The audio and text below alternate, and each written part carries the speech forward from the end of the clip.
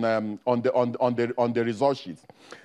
What is important here is that the various political parties must see it as a duty to train their party agents in relation to the processes and procedures of the Independent National Electoral Commission. Sometimes the political parties send party agents that know less to nothing about the rules and regulations guiding elections. They send party agents that have never seen a copy of the Electoral Act and a copy of the Constitution before.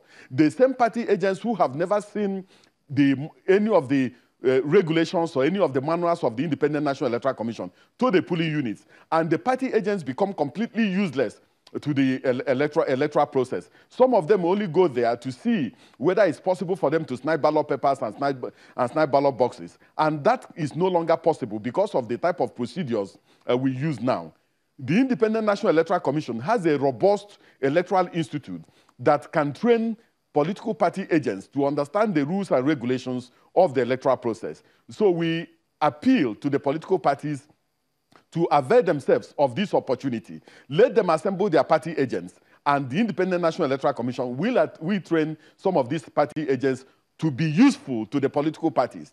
A party agent that does not understand what the functions of a presiding officer, the functions of a supervisory presiding officer, a supervisory officer of the Independent National Electoral Commission, and the work of the electoral officers will become completely useless to the political party. So I think that the purpose of getting the party agents to sign or thumbprint is just for them to authenticate the fact that they were the polling unit and that the Independent National Electoral Commission followed through and carried out some of the processes and procedures that leads to the conduct of elections. So you can thumbprint, you can sign, or use any other form of mark to show that you were there and that what has been done was done in accordance with the rules and regulations and in accordance with the law.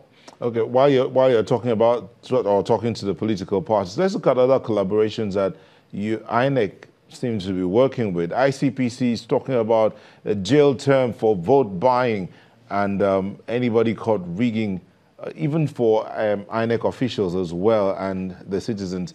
But how is that going to work? What's the plan for INEC to ensure that these things are followed through? Because the last elections, I think we heard about 80,000 electoral offenses that were identified, but the prosecution of those cases never went through, or not many of them went through. Can you just repeat the first leg of your question? I didn't get through with that. Working with the ICPC to ensure that vote buying or electoral offenses are minimized to the barest minimum.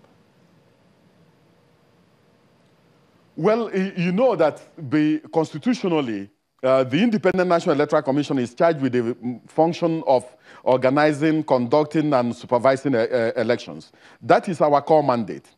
Now, the Nigerian police force, under Section 214 of the Constitution and the Section 4 of the Police Act, it is also charged with the responsibility of maintaining law and order, and also the responsibility of law enforcement. The same thing goes with the ICPC and the EFCC. All of them have their various mandates. So what we are doing and what we will continue to do is to remind some of these agencies of the type of role and functions they are supposed to play in maintaining and sanitizing the electoral environment to make sure that people conform to the law and that people do not breach the law. So, one, in relation to vote buying, the Independent National Electoral Commission has made it very clear that no individual will be allowed under any circumstance to violate the secrecy of the vote. Therefore, you can go with your mobile phones to the polling unit, you can go with any form of gadget to the polling unit, but you cannot enter the polling cubicle or the the voting compartment with your mobile phone. That is not allowed, and the Independent National Electoral Commission will not allow that. So if you are going into the voting compartment, you drop your mobile phone so that you don't violate the secrecy of the vote, because attempting to violate the secrecy of the vote is an electoral offense, and we are not going to allow that. The law also says that you cannot induce a voter to act one way or the other in terms of who the person wants to vote for.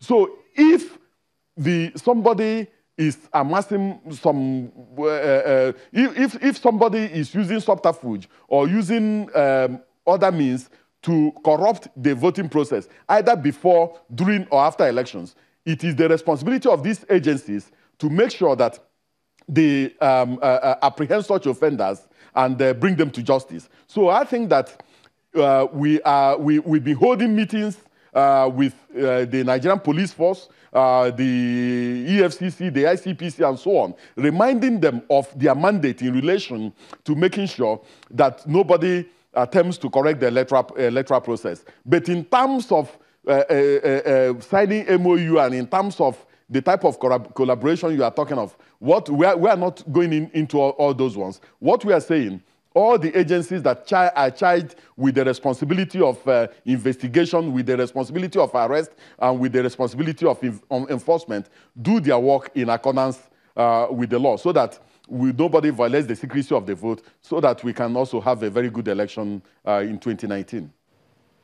Concerning PVCs, what point are we now such that those who have gone through the process and are expecting to have their PVCs will get them in time for the elections? Well, during the display of the voters' register, the Independent National Electoral Commission used the opportunity to also distribute the permanent voters' cards to persons who